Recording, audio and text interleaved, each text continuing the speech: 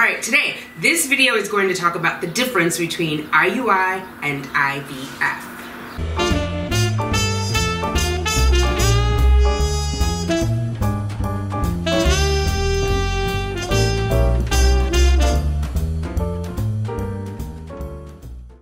Hi Fertility fam, welcome to Fertility Fun Day Monday. I am Tanika, thanks for clicking on Simply Tanika. Happy Monday to you guys. Is that a thing? We're gonna make it a thing. Happy Monday. All right, today, this video is going to talk about the difference between IUI and IVF. I see the crystal raindrops. So I got a lot of questions about this, just in general as I tell people in my personal life about what's going on with my trying to conceive journey. And myself, I didn't know when I first started this, the difference between IUI. So I thought I would just make a quick, simple video for anyone else out there who's searching and in need of a quick answer. IUI is short for intrauterine insemination, and it takes place in the uterus, intrauterine.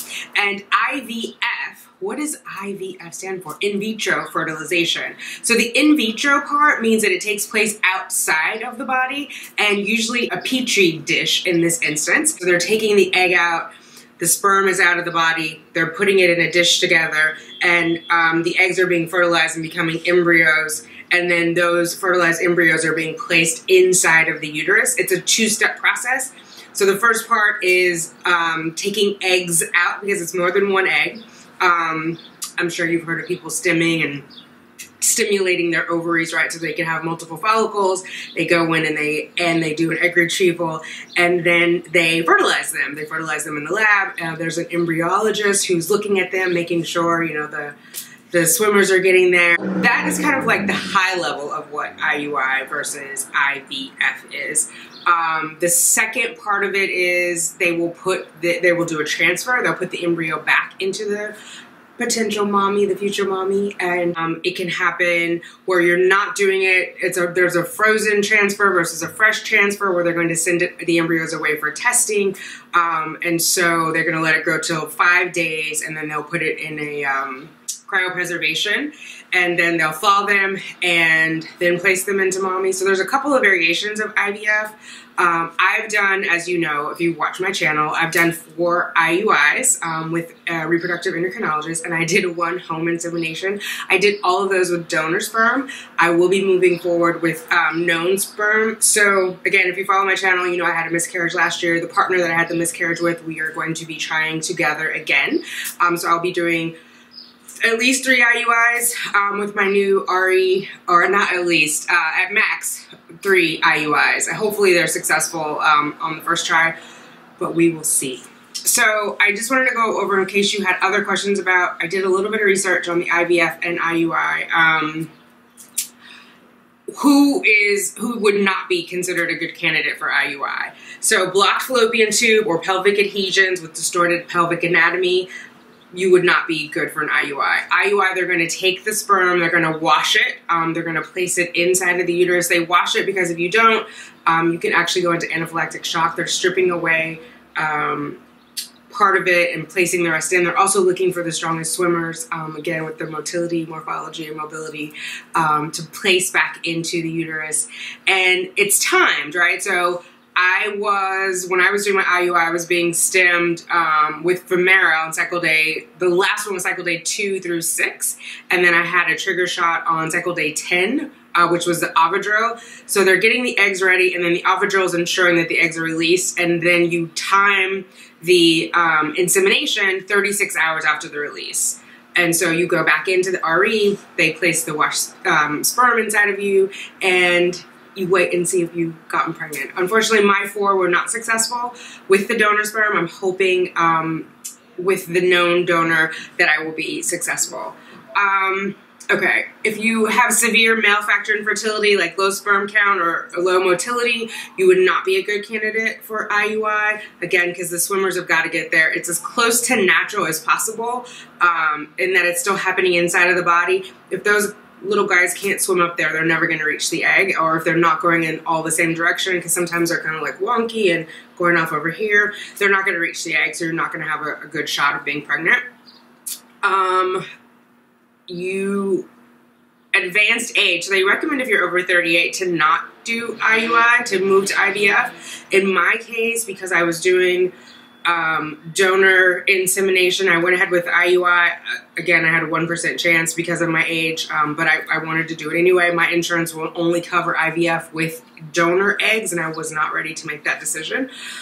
So I went forward with IUI, but your chances decrease if you're doing IUI over 38.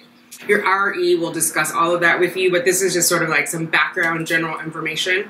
And then what's the difference between IUI and IVF, like from a medical standpoint? So the complexity of it, IUI is just one procedure. Like I said, you're gonna go in, they're gonna wash the sperm, they're gonna place it in you. It's gonna be timed around your ovulation so that you have a chance of getting that golden egg. IVF is 2, so you have like the retrieval, or you have the processing of the eggs, or the preparing of the eggs so that you have the egg retrieval, and then you have the egg transfer as far as what your body is going to be going through. Right, so you want to check with your insurance to see what's covered. Not that that should be your final decision, but just so you're informed about what your options are, what you have to pay out of pocket, what would be covered. Success rate. So IUI with fertility medication, which is what I did. I did mine with Femara or Letrozole. You can also, some women do it with Clomid. The risk with Clomid is that Clomid can thin your uterine lining, and it also can make your cervical mucus hostile, which is okay if you're doing IUI because they're going to pass through your cervix. If you're doing timed intercourse with Clomid, it's a little trickier, but that's not what this video is about. So average success rate is from 8% to 15% per cycle for patients under 35, and then it's 2 to 5% for patients over 40. For me at my age, it was 1% chance. IVF, the new doctor that I went to, my new RA is saying IVF with my own eggs is less than 1%. So IUI was higher because it was 1%. IVF using a woman's own egg. So the average success rate ranged from 40 to 45% for patients under 35 to 15 or less for women over 42.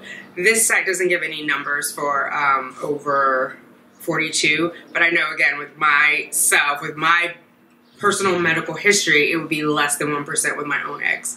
Different story if I use donor eggs. I'm not there yet.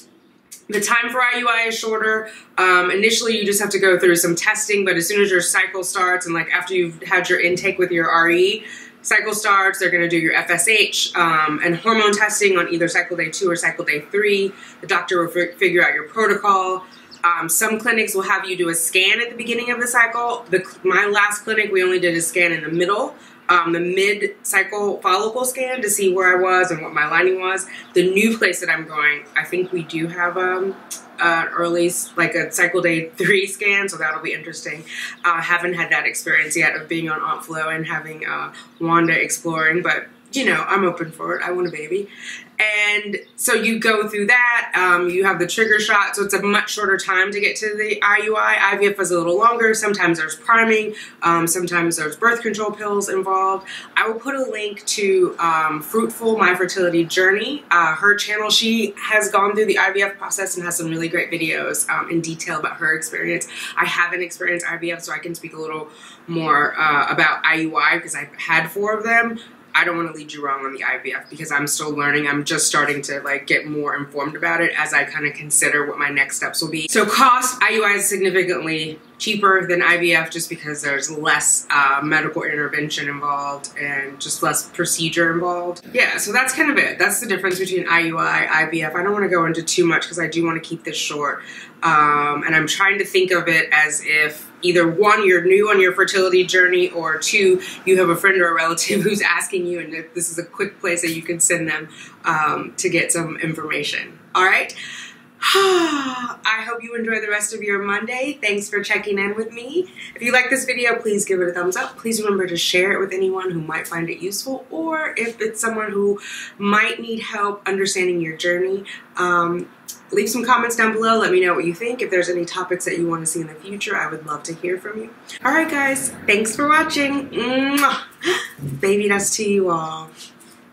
I see the crystal raindrops fall, and the beauty of it all is when the sun comes shining through